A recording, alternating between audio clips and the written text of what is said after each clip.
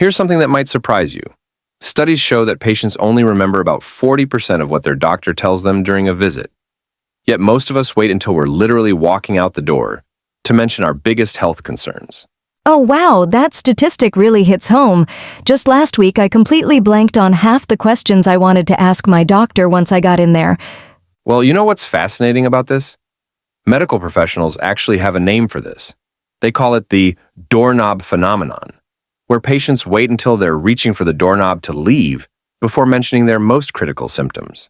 That makes so much sense. But why do you think we do that? Is it anxiety or something deeper?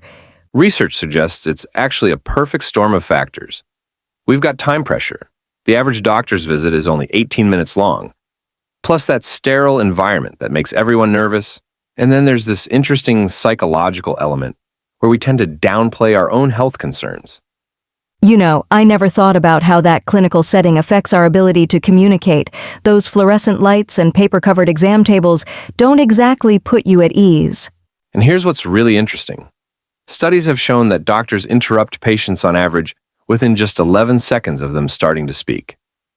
That's barely enough time to say, well, I've been having this pain. That's wild. No wonder we have trouble getting our symptoms across clearly. Right? And get this. Medical miscommunication isn't just frustrating, it's actually dangerous. The Joint Commission reports that poor communication contributes to approximately 70% of medical errors. Those numbers are honestly pretty scary. How are doctors working to address this? Well, there's been this fascinating shift in medical education where they're now teaching something called narrative medicine. It's about training doctors to really listen to patients' stories instead of just checking off symptoms on a list.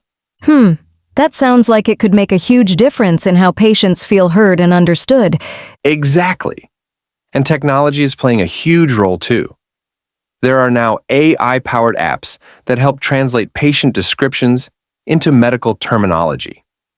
Though sometimes they get it hilariously wrong, like one that translated stuffy nose into nose filled with furniture.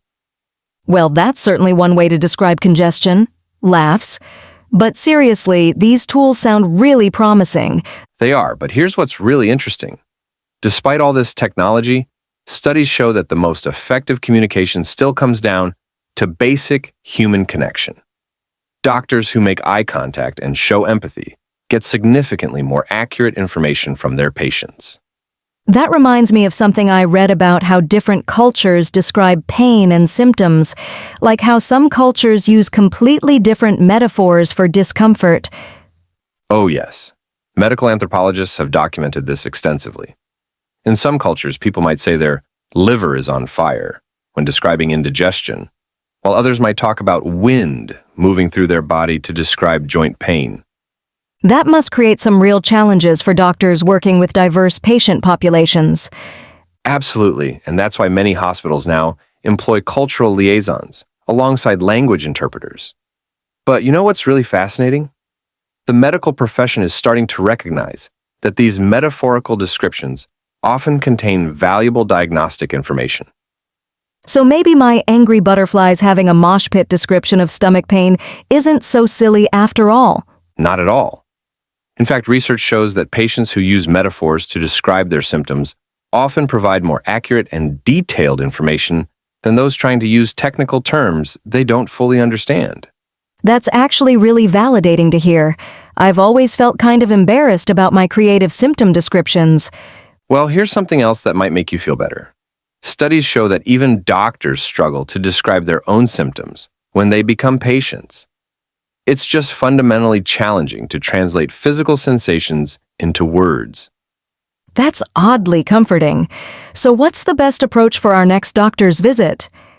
The research points to 3 key strategies. First, write things down beforehand. Studies show this increases accuracy by about 60%. Second, use your own words rather than trying to sound medical. And third, don't wait for that doorknob moment. Bring up your biggest concerns right at the start. Those sound like really practical tips that could make a real difference.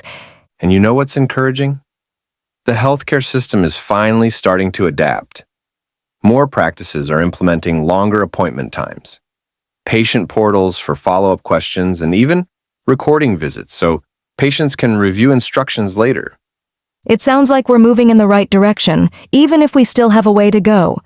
Exactly. And remember, next time you're trying to describe that weird pain or mysterious symptom, don't be afraid to use your angry butterflies and pineapple metaphors. Sometimes the most accurate description is the one that makes the least sense on paper.